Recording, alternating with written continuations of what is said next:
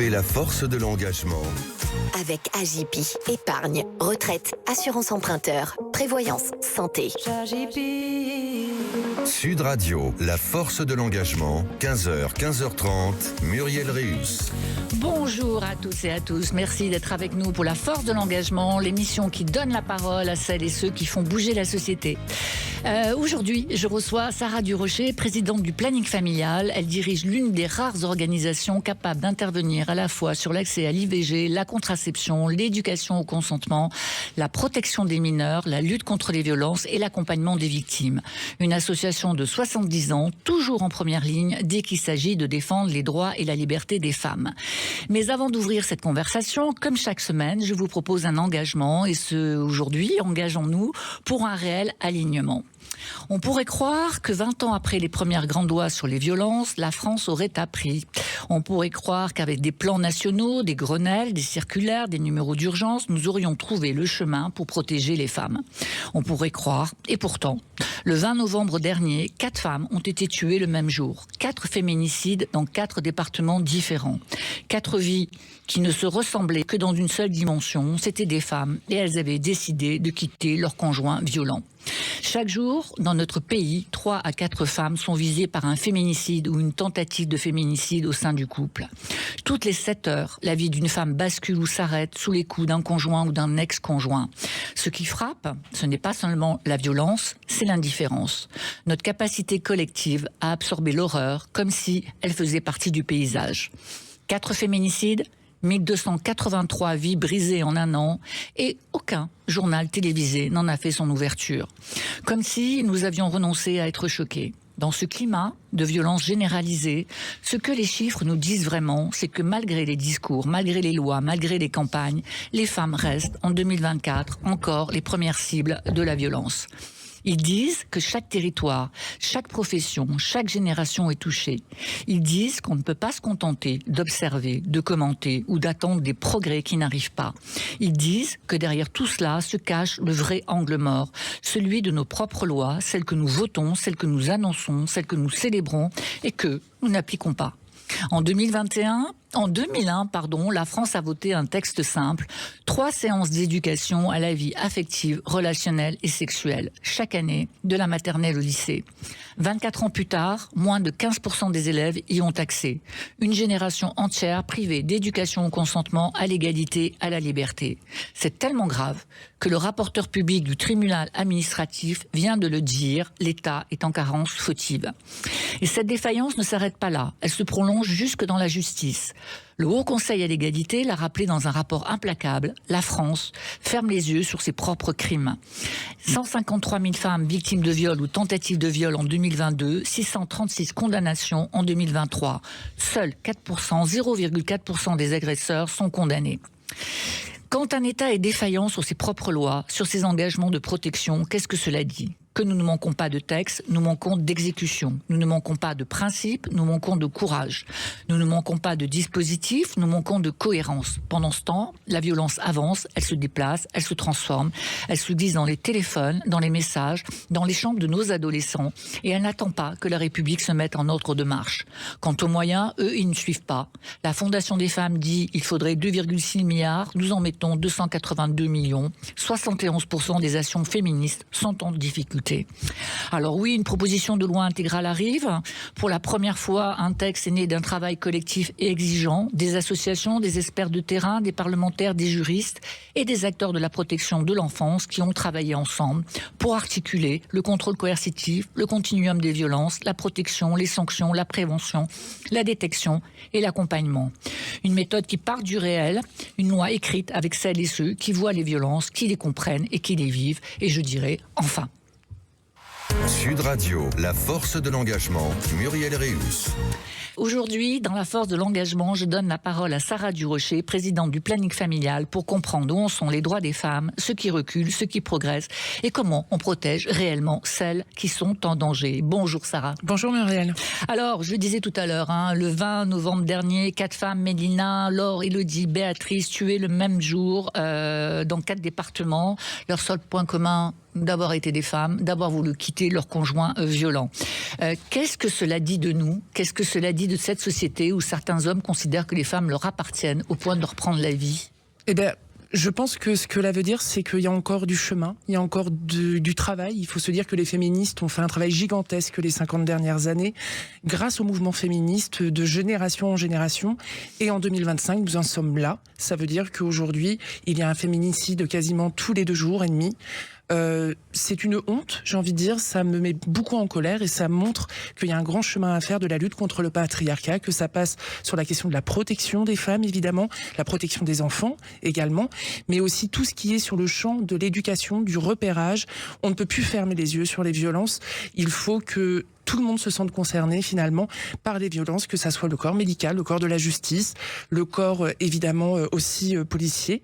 Donc évidemment, ça nous alerte encore en 2025. Alors sur un champ d'intervention qui est proche du planning familial, d'autres données complètent ce paysage de violence. Toutes les 2 minutes, une femme est victime de viol, de tentative de viol ou d'agression sexuelle.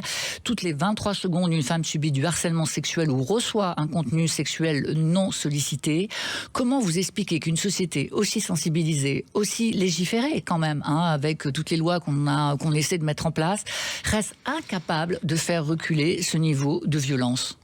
Mais je crois que déjà, il faut se dire que même si on a bien avancé, la société reste patriarcale. Être une femme aujourd'hui, en effet, finalement, ça nous met énormément en danger et je pense que c'est vraiment le fruit du patriarcat. La question des violences sexuelles, c'est vraiment ça.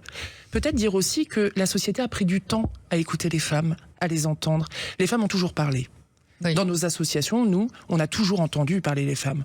On a essayé vraiment de mettre en avant les choses, mais il y a eu énormément de temps à qu'il y ait une prise de conscience politique que ça concernait tout le monde. Donc aujourd'hui, il y a eu MeToo, ça a été une vraie révolution, il faut se le dire, ça c'est certain. Mais il y a encore du chemin à faire et je crois que on est en train de se batailler contre des décennies de patriarcat et que bien évidemment, il y a encore du travail à faire par rapport à ça, mais ça dit d'une société soi-disant très progressiste qu'il y a encore du travail. Alors il y a du travail à faire partout et puis il y a même du travail à faire sur le champ lexical. L'Italie par exemple vient d'introduire à l'unanimité le féminicide dans le code pénal, avec d'ailleurs une possibilité de sanction à perpétuité pour les auteurs. Pourquoi on n'y arrive pas, nous, à introduire le féminicide dans notre code pénal ? Je crois que déjà, nous, par exemple, le planning familial, on fait un très gros travail avec les parlementaires, on fait un gros travail de pédagogie. Il y a peu de parlementaires qui se sentent concernés sur la question des violences. On les compte sur 2 doigts de la main. Donc, bien évidemment qu'on a du mal à faire avancer les choses. Et peut-être aussi pour revenir, l'Italie, on pourrait la critiquer sur d'autres choses, oui. Évidemment sur la question des droits sexuels et reproductifs, par exemple. Donc, mais on voit qu'en effet, la question des violences est prise en compte dans beaucoup de pays européens aujourd'hui et que la France est très en retard là-dessus. Je crois qu'il faut questionner nos responsables politiques aujourd'hui sur une responsabilité qui n'est pas prise et que bien évidemment, il y a des choses à faire avancer. On a eu l'entrée du consentement dans la loi il y a pas si longtemps que ça. C'est des petites victoires, mais qui sont importantes. Et après, comme tu le disais très bien dans ton édito, Muriel, c'est qu'on a des lois, on a beaucoup de paroles, mais derrière, ça suit pas. Et ce qu'on veut, nous, aujourd'hui, c'est des vraies politiques publiques, on en reparlera. Et une politique publique, c'est une loi, c'est un cadre, c'est des acteurs qui sont là, mais aussi des moyens financiers. Et aujourd'hui, on n'est pas capable, nos responsables politiques ne sont pas capables d'être à la hauteur. Alors, le planning familial, c'est le premier réseau associatif de santé sexuelle en France. C'est un pilier des droits et de la santé publique, avec un maillage unique partout sur le territoire. Depuis plus de 60 ans, vous défendez le droit à l'éducation, à la sexualité, à la contraception, à l'avortement. Vous luttez contre toutes les discriminations liées au genre. Pourtant, vous dites que le planning est en danger et on va se demander dans quelques instants qu'est-ce qui le menace exactement. Retrouvez la force de l'engagement avec AJP. Épargne, retraite, assurance emprunteur, prévoyance, santé. Sud Radio, la force de l'engagement, 15h, 15h30, Muriel Réus. Vous êtes toujours sur Sud Radio dans la force de l'engagement, l'émission qui donne la parole à celles et ceux qui font bouger la société. Aujourd'hui, nous nous engageons avec Sarah Durocher, présidente du planning familial. Il y a quelques instants, Sarah, on évoquait cette question essentielle, celle qui menace aujourd'hui le planning familial. Alors, qu'est-ce qui met en danger la mission que vous portez et que le planning porte depuis près de 70 ans ? Alors, pour vous faire un peu une cartographie de ce qui est en train de se passer, le planning familial a toujours été attaqué. Quand vous êtes féministe, que vous portez le droit à l'avortement, le droit à la contraception et le droit à l'éducation à la sexualité, vous avez toujours des opposants face à vous. Je pense que toutes les féministes du monde entier qui ont ce projet politique qui est magnifique, bien évidemment qu'elles sont attaquées. Aujourd'hui, on voit que politiquement, au niveau international, il se passe des choses très graves, que ça soit aux États-Unis, que ça soit en Argentine, que ça soit en Hongrie, en Pologne, en Italie aussi. Que bien évidemment, il y a une montée des conservatismes et un des axes qu'ils attaquent en premier, c'est les droits sexuels et reproductifs, c'est le droit de décider ou non de garder une grossesse. Et en France, ça, c'est des choses qui existent encore et toujours. On observe plusieurs choses, ça veut dire qu'aujourd'hui, on critique, on désinforme le travail du quotidien du planning familial en disant un peu tout et n'importe quoi. On devient un peu la cible de certains mouvements. Ça, c'est comme je le disais juste avant, on a toujours été attaqué, mais on voit une accélération. Mais parce que oui, il y a une montée des conservatismes dans le monde, en Europe et aussi en France. Donc bien évidemment, il y a ça. Donc il y a des attaques directes envers nos locaux, envers les bénévoles et les salariés, d'intimidation par exemple. Et puis il y a une autre chose, c'est que on nous menace d'enlever nos financements. Ça veut dire que toutes les actions, on accueille 500 000 personnes par an. On intervient auprès de 150 000 jeunes par an. C'est quoi une société sans une association comme le planning? C'est la question qu'on peut se poser quand on voit la montée des conservatismes et en même temps des baisses de financement importantes. Alors, vos actions, elles sont celles que vous venez de décrire, hein, l'accueil de toutes ces femmes qui viennent vous voir pour des questions essentielles sur les droits reproductifs. Et puis, vous êtes aussi une espèce de vigie sur ce qui se passe sur les droits des femmes de façon un peu plus globale. Et d'ailleurs, le 18 novembre dernier, vous étiez devant le tribunal administratif de Paris avec SIDAction et SOS Homophobie, et vous avez attaqué en justice l'État. Parce que depuis 24 ans, il n'y a pas ou peu, ou si peu, on va dire, d'application effective de cette loi de 2001 qui impose 3 séances d'éducation à la vie affective, relationnelle et sexuelle par an, de la maternelle au lycée. Déjà, on peut s'interroger sur 3 séances, parce que 3 séances par an, à mon sens, c'est totalement inefficace. Mais bon, on va dire que c'est déjà peut-être un progrès. Moins de 15% des élèves y ont accès. Et le rapporteur public a reconnu la carence fautive de l'État. C'est déjà une première victoire ? Nous, on aurait préféré que la loi soit mise en place. Ça Évidemment. veut dire qu'il y a 2 ans, quand on a attaqué l'État, on faisait le constat sur le terrain qu'il y avait un besoin, une volonté de la mise en place de ces séances. On a vu une montée des IST, une montée des actes LGBT-phobie, une montée des violences sexistes et sexuelles. Et pour nous, un des leviers qui est important, c'est l'éducation à la sexualité. Il faut se dire qu'en France, on a la chance d'avoir une loi. C'est vraiment une revendication des féministes du monde entier, de connaître ses droits, d'être informés, de repérer aussi la question des violences. Pour nous, c'est un levier d'émancipation qui est extraordinaire. Le constat qui est fait, c'est que, en termes de politique publique, rien n'est mis en place. Ça veut dire cela dépend là où vous habitez. Si vous avez la chance d'être dans un établissement qui a un projet d'éducation à la sexualité. Donc c'est pour ça qu'on a attaqué l'État. Aujourd'hui, nous, ce qu'on observe et ce qu'on souhaite, c'est qu'il y ait une vraie politique publique. Ça veut dire que les jeunes, dans les prochaines générations, aient ces 3 séances d'éducation à la sexualité, puisque c'est vraiment une chance, cette loi, c'est vraiment une chance d'avoir ces séances. Quand on fait le constat, en effet, que par exemple, dans chaque classe, il y a 3 enfants qui vivent des violences sexuelles, comment juste faire ce constat? Comment être que dans l'émotion? Aujourd'hui, il faut être dans l'émotion, évidemment, mais il faut agir, et c'est ce qu'on demande aux responsables politiques aujourd'hui. Mais enfin, quand même, comment est-ce qu'on explique cela? Est-ce que c'est une défaillance politique de mise en œuvre, ou est-ce que c'est une défaillance face aux résistances que certaines familles ont mis en place pour que ces séances n'existent pas? Comment vous jugez la situation? En fait, il faut se dire quand même, comme sur les sujets d'avortement et de contraception, on a toujours pensé qu'il y avait des choses qui étaient de l'intime et du privé, et il y a ce qui est public en fait. Et on a toujours pensé, et c'est pour ça que dès qu'on ferme la porte d'une maison, et tout ce qui se passe dans la maison, ça nous concerne pas et ça concerne pas la société. On l'a vu sur la question des violences. Et je pense que les féministes ont fait ce gros travail-là, et que ça bouleverse une société, de se dire qu'il y a une responsabilité de l'État, et que l'État ne met pas en place des politiques pour protéger les femmes, pour repérer les violences sexuelles chez les enfants. Enfin, c'est vraiment quelque chose qui existe. Aujourd'hui, je pense qu'on a des leviers pour pouvoir le faire. Je pense qu'il y a un manque de courage politique. Moi, je le le dis, il y a eu par exemple les ABCD de l'égalité où on a vu qu'on en était revenu et on a vu tout ce que ça a fait. On voit la panique morale que juste de parler d'éducation à la sexualité existe sur les territoires. Nous, on a des alertes partout, en effet, où il y a des campagnes de désinformation où on dit tout et n'importe quoi sur l'éducation à la sexualité et le travail qu'on fait. Donc aujourd'hui, il y a un manque de courage politique et en même temps, il y a des personnes en danger. Alors, bon, c'est bien, hein, le rapporteur public a reconnu la carence fautive, mais ce n'est pas fini. Hein. Qu'est-ce qui va se passer? Le tribunal va contraindre l'État? Qu'est-ce qui va se passer dans les jours qui viennent? Ça veut dire que là, nous, on attend le 2 décembre, du coup, le rapport du jugement. Donc, on va voir si les juges suivent le rapporteur public. Aujourd'hui, nous, ce qu'on aimerait, c'est qu'on impose à l'État une mise en place de cette loi. On ne sait pas si on aura ça. Nous, en tout cas, c'est ce qu'on demandait dans nos conclusions. Donc, je te le redirai très rapidement, Muriel, en tout cas, et je te tiendrai au courant là-dessus. Super. Mais ce qu'on veut, c'est qu'il y ait des séances d'éducation à la sexualité. Alors, on va parler un peu de financement. Hein. Il y a beaucoup de chiffres qui circulent. On parle de 2,6 milliards d'euros pour accompagner les femmes. On dit que finalement, on n'en a que 282. Certains partis politiques rappellent que ce budget, d'ailleurs, prévu pour l'éducation à la vie affective et sexuelle est 100 fois inférieur à celui qu'il devrait être. 71% des associations féministes se disent en danger. La ministre affirme que les moyens ont triplé depuis 2017.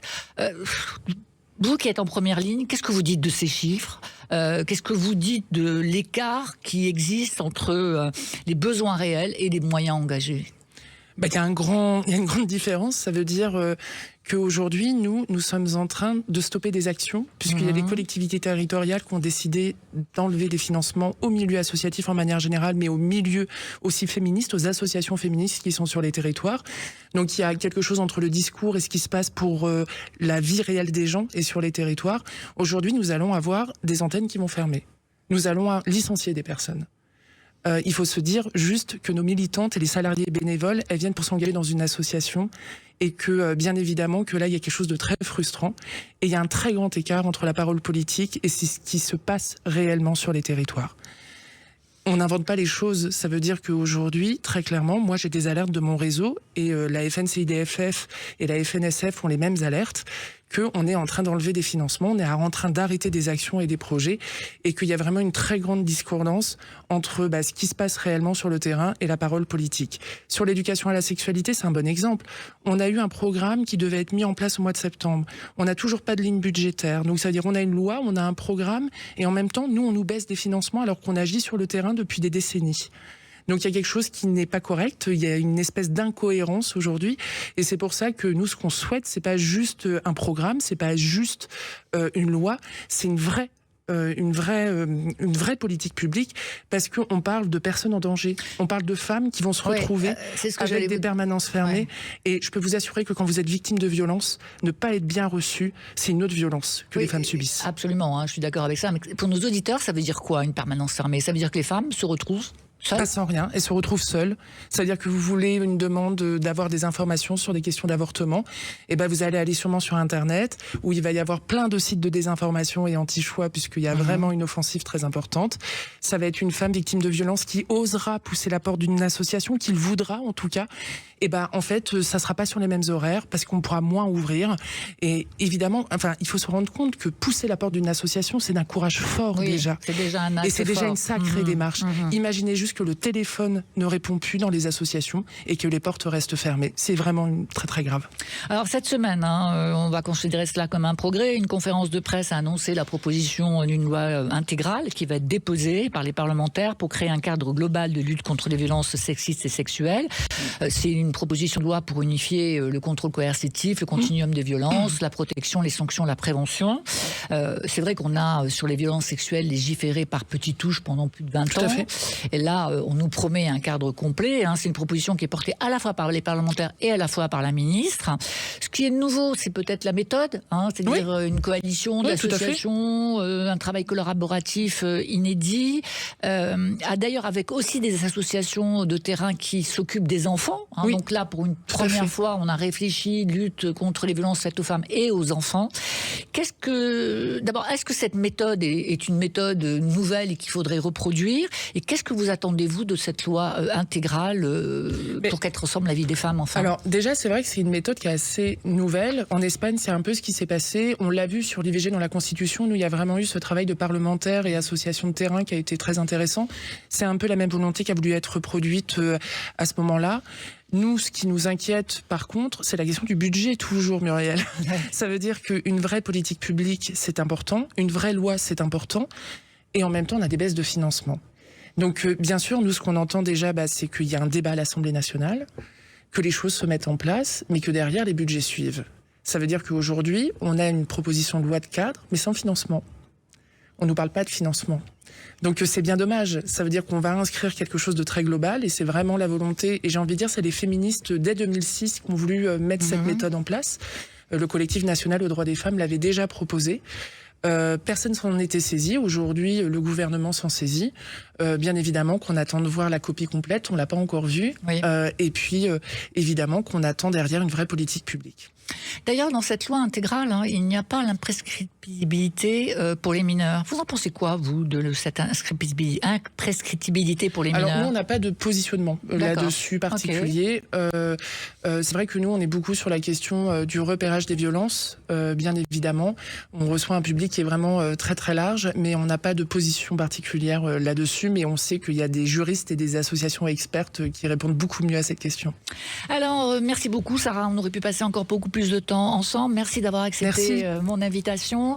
Je rappelle que vous êtes la présidente du planning familial qui a besoin de tout votre soutien. Donc, n'hésitez pas. Sur le site internet du planning, vous pouvez faire des dons et je vous engage à le faire. La force de l'engagement, c'est chaque dimanche à 15h sur Sud Radio et en podcast sur sudradio.fr. Rendez-vous dimanche prochain, même heure, même énergie pour une nouvelle rencontre avec celles et ceux qui font bouger la société. Et tout de suite, je vous laisse en compagnie de John pour le meilleur de Sud Radio. C'était la force de l'engagement. Avec Agipi, épargne, retraite, assurance emprunteur, prévoyance, santé.